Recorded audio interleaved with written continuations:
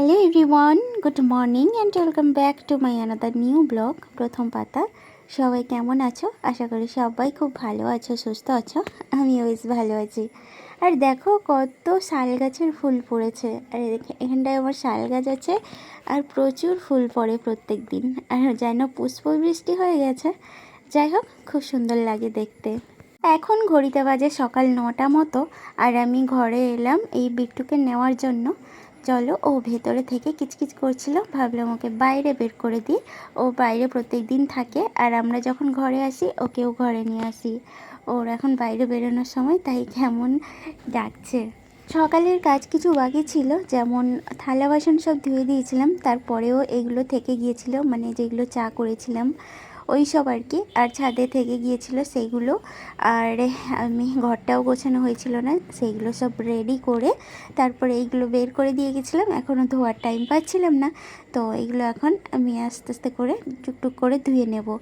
আর আকাশটা বেশ মেঘলা রোদ মেঘলা রোদ এরকম কাটছে, আর গরমটাও সেরকম একটা নেই বলতে গেলে। ওয়েদারটা খুব সুন্দর চলছে এখন।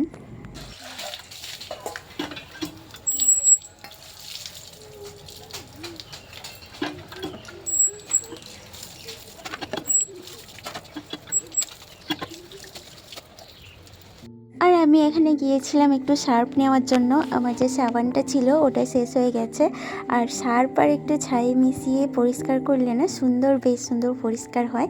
আমার তো সার্ফ দিয়েও ভালো লাগে পরিষ্কার করতে, ইভিন ওই ভিম সাবানটা দিয়েও বেশ ভালো লাগে। তার সঙ্গে একটু ছাই মিশিয়ে দিলে, মানে উনুন থেকে যে ছাইটা পাওয়া যায় আর কি, সেটা মিশিয়ে দিলে সেটাও কিন্তু ভালো পরিষ্কার হয় একদম। তো যাই হোক, আমি সব কটা পরিষ্কার করে নিয়ে ধুয়ে নিয়ে এখন অন্য কাজে যাব।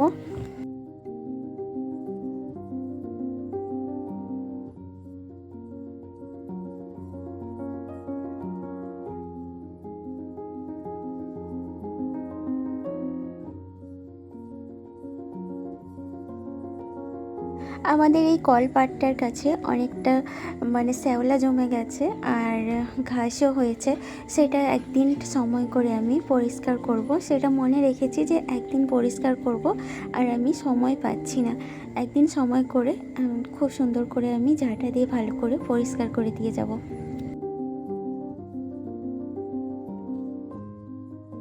আর এই তো কালকে যে মিষ্টি রেজাল্টটা দিয়েছিল সেটা, আর ও যে পেয়েছে, মানে এই যে 372 এটাই পেয়েছে।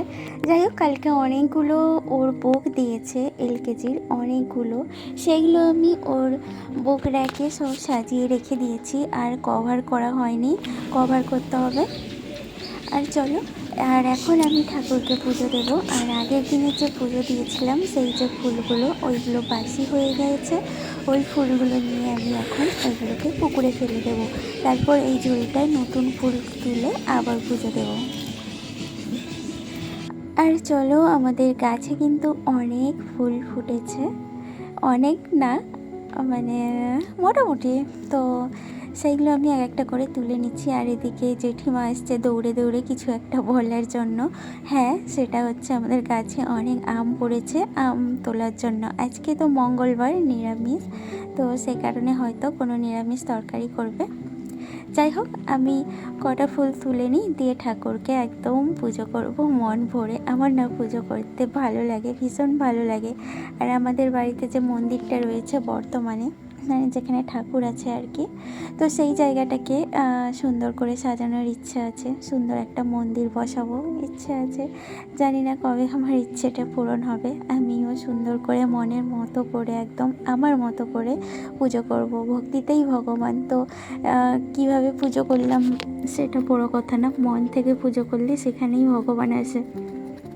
তো যাই হোক, আমার মার ধরন একটা অন্যরকম, আমার ধরন অন্যরকম। আমি এইভাবে সাজাতে চাই, আমার মার আবার সেটা পছন্দ হয় না। মা কী করে, এরকম রেখেছিস কেন, ওই রকম রেখেছিস কেন, মা আবার অন্যরকম করে।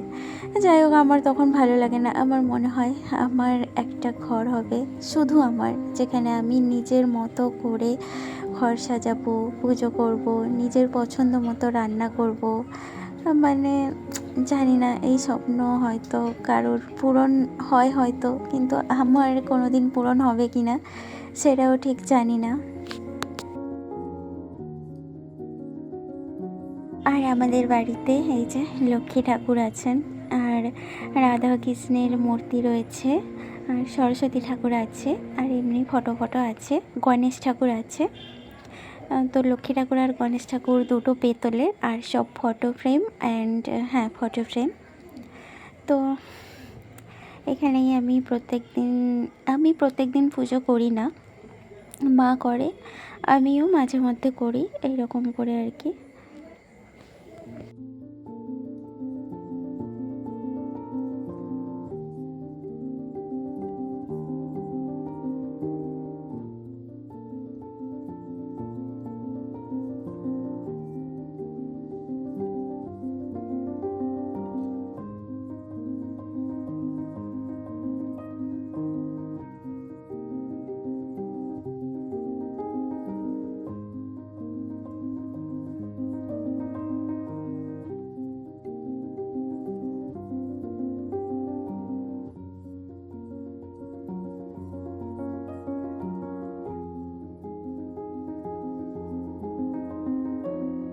এখানে আমাদের বাড়ির তুলসী মন্দির, যেটা আমার বাড়ির সামনে রয়েছে, আমার প্রত্যেক ভিডিওতে তোমরা দেখতে পাও। তো এই মন্দিরটায় প্রত্যেক দিন সন্ধে দেওয়া হয়, ধূপ দেওয়া হয়, পুজো করা হয় প্রত্যেক দিন। তো আমিও, মা প্রত্যেক দিন জল দিয়ে পুজো করে, আর আমিও পুজো করে ঠাকুরকে প্রণাম করে নিলাম। চলো, আর ও এখন বাজার থেকে এই যে সবজিগুলো এনে দিয়েছে, তো এইগুলোর আজকে কিছু একটা রান্না করব। আর এখানে মাছ এনে দিয়েছে, সেটা হচ্ছে মিষ্টি ফিষ্টিকে রান্না করে দেব। আর আমাদের এই যে ডাল, আমাদের আজকে ভেজ হবে। তো আমি ডালটা ইন্ডাকশানে বসিয়ে সেদ্ধ করতে বসিয়ে দিয়েছি। আর উপরে এসে দেখি ও এখন আমাকে বলে কিনা আমার চুলে কালার করে দাও। একটা একটা করে চুল পাকতে শুরু করেছিল, একটা থেকে বেশ এখন অনেক কটা চুল পেকে গিয়েছে, আর কালার করে করে আরও মনে হয় বেশি পাকতে শুরু করেছে। যাই হোক, কী আর করা যাবে। তো ও যখন বললো কালার ও নিজে অলরেডি করে নিয়েছে, তারপর আমাকে বললো করে দিতে, আমি করে দিয়েছি। চলো আজকে রান্নাটা দেখে নাও।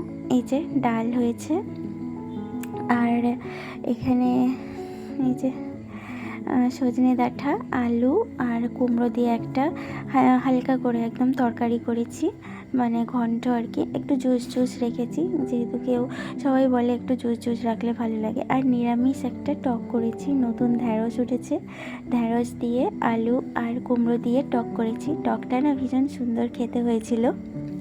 আর এখানে আমি ইন্ডাকশানে দুটো মাছ ভাজতে বসিয়ে দিয়েছি, আর এই ইন্ডাকশানটা সত্যি ভীষণ কাজের। আর এখানে ও আবার ঢ্যাঁড়স আর বেগুন কেটে দিয়ে গেছিলো, সেগুলো এখন ভাজা করে দিয়েছি। তো খাওয়া দাওয়ার শেষে এখন বাজে বিকাল 3টা। এখানে গাছ লাগানো হবে, তো সেজন্য আমি গাছ তুলছি। এটা হচ্ছে একটা গাছ, যেটার নাম হচ্ছে সন্ডালি। তো এই গাছগুলো আমি তুলে নিচ্ছি, অনেক দেখো হয়েছে। আর এইগুলোকে এই কুঁড়ি অবস্থায় না তুলে নিলে এই গাছগুলো লাগালে অনেক মরে যায় আর কি। তো বেশ প্রত্যেক দিন তুলতে হয়, আজকে তুলে নিলাম, তো আবার কাল দেখবে কাল আবার ভর্তি হয়ে গেছে, সেই জন্য এটাকে হালকা করে রাখতে হয়। তো অল্প অল্প করে তুলে নিচ্ছি, ওখানে আমার হাজব্যান্ডও তুলছে, আমিও তুলছি। আর এইগুলো বসিয়ে দেব বাড়িতে, তো এগুলো বড় হয়ে গেলে বিক্রি হয়ে যাবে।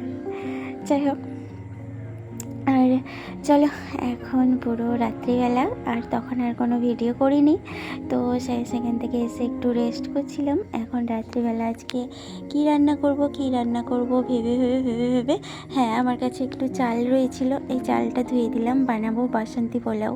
জানি ওটা গোবিন্দভোগ চাল দিয়ে বানানো হয়, কিন্তু আমার কাছে গোবিন্দভোগ চালটা এই বর্তমানে নেই, আনলে হতো, কিন্তু আমার এখনই ইচ্ছে করলো যে না, নিরামিষ কী বানাবো, ঘি আছে আর কাজু কিশমিশও নেই, কিছু নেই, আমি সিম্পল ওয়েতে একদম ভাবলাম না বাসন্তী পোলাও বানাই। আর এটা আমি ফার্স্ট টাইম ট্রাই করছি, জানি না গলে যাবে কি না। একবার তো আমি ইউটিউবে ভিডিও দেখে নিয়েছি, তারপর ভাবলাম না ঠিক আছে করব। আর গ্যাসটাও তো শেষ হয়ে গিয়েছে, আমি এটা বানাবো ইন্ডাকশানে, আর কে বা উনুনে বানাবে, এখন উনুন ধরাবে। যাই হোক, আমার ভীষণ কষ্ট লাগে এইসব কাজ, তো ইন্ডাকশানেই বসিয়ে দেবো। আর জানো, ইন্ডাকশানে বসিয়েছিলাম কিন্তু খুব সুন্দর হয়েছে, পরিমাণ মতো জল দিতে সুন্দর হয়েছে। কিন্তু আমি এখানে লবণ আর একটু ঘি মাখিয়ে দিলাম, আর একটা গরম মশলা দিয়ে রান্নাটা করব।